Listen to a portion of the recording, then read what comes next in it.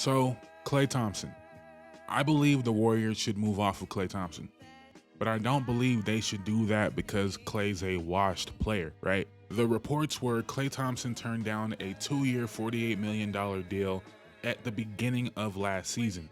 And while Klay Thompson had a bad start to the year and a horrible finish to the year, I don't think he did too much to sway either way in that direction, where I feel like a 2-year, $48 million deal should still be on the table, right? If the Warriors actually want him. But I'm not sure the Warriors actually want Klay, and we'll get to that a little bit later. But if you look at guys like Bruce Brown, Brook Lopez, Dylan Brooks, Andrew Wiggins, all making between 20 and 25 million now, all of those guys are like defensive players as well. But Klay as a forward still provides some pretty good defense on bigger players. But if you're the Warriors, you have Draymond, you have Kuminga. That's part of the problem here. But if I'm Klay and I'm looking at Dylan Brooks' contract, I can't get a couple more million than Dylan Brooks. Like, I haven't earned that. I'm not a Klay guy. Klay has never been one of my favorite players, but the dude led the NBA in threes last year. Since coming back from his injury, he's averaging 20 points per game, shooting nearly 10 threes a game at almost 40% from three. Since when is that player not worth $24 million a year? To me, that player always has been and always will be worth it, and also still provides something on defense. He's never going to be able to guard the quick guards anymore. Everybody knows that. Those days are done for sure. But on a wing, on a slower ball handler type, on a Luka, we've seen him do a good job. On a Jason Tatum, again, doesn't have the quickest first step. We've seen Klay do a good job. On a Kawhi Leonard, Kawhi can't just completely outmuscle someone like Klay. Klay still provides a ton of defensive versatility for your lineup. Having a dude that can lead the league in three-point attempts and also do a decent job banging with Kawhi, I don't really see a world where that player doesn't deserve $24 million a year. If you want to give him a 4-year deal, then obviously things get a little bit iffy, but 2 years, $48 million for someone that just led the NBA in threes, what are we talking about? Why are people talking about that like it's such a bad idea? So you're probably asking, if I believe this about Klay, why do I feel like the Warriors should move on from him? Well, mainly because I just believe the Warriors need to change their identity, and Klay Thompson is so much of their identity. I feel like they need to change it up. They need to play a little bit different, right? And the other part of it is I was listening to the Bill Simmons podcast last night, and Bill has some points. He has some other bad points, but it's not the time for a Bill Simmons conversation. I just have to give him a shout out because that's where I started thinking about this. But Marcus Smart, right? When he was on the Celtics, he was really considered the leader of that team, the heart and soul of that team. And when he got traded, people were worried they were going to miss that leadership.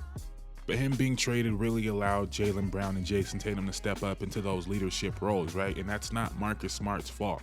But a similar thing to Klay Thompson, not the leadership aspect, because I feel like Klay has been quite a bad leader on the court at times, since he's been back, but we'll talk about that later.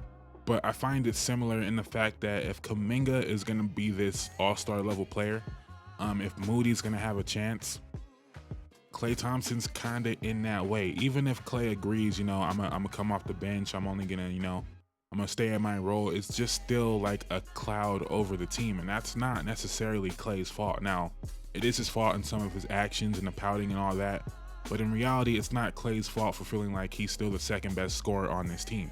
And he probably is in a lot of ways, but if it's ever gonna be that natural succession, I feel like it's gonna be really hard to do that with Klay on the roster. And not just for Kuminga or Moody, right? For Steph, for Draymond, for Steve Kerr, you have Klay Thompson on your team. You feel like you still have prime Klay on your team, so it feels wrong to be going, we're gonna run this play for Moody, but we have Klay Thompson. So I just feel like both sides would feel much more free away from this current situation, right? Klay getting a fresh start. He doesn't have the expectations of being, Game 6 Klay. And the Warriors don't have the way of trying to make sure Klay's happy. Trying to make sure Klay's not on the bench pouting. There were points this year when Steve Kerr is coaching, trying to make sure Klay's feelings aren't hurt. And the thing about it, as I said before, Klay Thompson's still very good. Klay Thompson led the league in threes. So last game of the season, playing game at Sacramento, Klay Thompson starting, Kuminga's on the bench. And that was probably the right decision, but it's hard to move on. Maybe that should have been Kuminga's chance right there, but it's hard to even do that when you have Klay Thompson on your team. So that's why I feel like they should move on, not because Klay is washed. And one more thing Klay deserves a ton of credit for is still being durable even after the injuries, right? Last year played 77 games. I'm pretty sure he led the Warriors in games played. Now, where would I want to see Klay go? The obvious answer is Orlando, but to me, it's Philly. It's Philly because in Orlando, maybe I'm sleeping on Paolo, but I still feel like they're leaning into him being this heliocentric, engine of an offense a little bit too much. Maybe he can get there, but I don't think that's the way to go. I feel like they need some more on-ball creation to actually help Paolo. In the case of Philly, Embiid, Maxey, Klay Thompson on the wing, perfect fit. And you can get Klay and probably still have enough money to go get someone else, maybe not an all-star, but a very good other player. Klay Thompson playing off Joel Embiid. We've seen the chemistry that he had with JJ Redick, To me, that's a match made in heaven. For Klay, you're actually going somewhere to compete for a championship. It would be sad if Klay just goes to, San Antonio. Who knows what Wemby can do, but you get what I'm saying? Like, just this middling team just for more money. That would be kind of sad. But if Klay can go somewhere, compete for a title, go to somewhere where they have a better chance than the Warriors, actually, you get the same amount of money.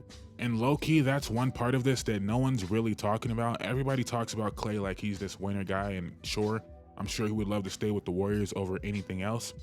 But if you're actually trying to compete for a championship, wouldn't you go to Philly over the Warriors? I know it's not cut and dry like that. I know it's not black and white, the history, all that, the statues, the legend, I get that, right? But if you're just asking same money, better chance to win a championship, is it not clearly going to Philly? Is even maybe Orlando in the Eastern Conference a better bet? I'm not sure. But if the goal is winning, staying with the Warriors is probably not the best option, right? But again, I know that's not the conversation, right? But let me know where you'd want to see Klay Thompson go. If you believe anything I'm saying, do you believe Klay Thompson's washed? Now, earlier I said I've never been a Klay guy. You might be wondering why I say that. I don't have anything against Klay, right? But it's always kind of bothered me the Klay can do no wrong, right? No one even pays attention when Klay's playing poorly. That's always been my gripe with Klay. Like, Klay could have an awful game and nobody really cares his whole career until recently. And it's funny because it's always been Draymond and Klay. It's always Dre being Dre and Klay being Klay. Like, Draymond does something crazy. Oh, that's just Draymond. You got to accept that. That's Draymond. Or Klay Thompson's pouting on the bench. Oh, that's Klay. He wants to win so bad. He's just a winner. Klay being Klay. So I know that's kind of irrelevant to the conversation, although it's not going to be irrelevant if he goes to a new team because he doesn't have that built-in, core audience, core fan base, right? So some people aren't going to just say, oh, that's Klay being Klay. Like, if Draymond went to a new team and did all the Draymond antics, they're not going to accept it the way the Warriors have accepted it for over a decade, right? If Klay goes 0 for 10 in an elimination game and then have an attitude toward reporters, I'm not sure that team's gonna accept it the way the Warriors have accepted it, right? So, just interesting, right? These guys haven't really changed all that much. We just notice it more because they're not winning as much, right? But all that's not really the point here. The point is Klay Thompson's still a very good NBA player that deserves to be paid, but I don't think the Warriors should be the ones to pay him. Let me know in the comments down below. Do you feel like he should be paid? Do you feel like $24 million a year is too much for what he provides, even though he led the NBA in threes? I don't know. Leave it in the comments down below. Thank you guys so much for watching. Please drop a like. Please drop a comment. Please subscribe. I'm out. Peace.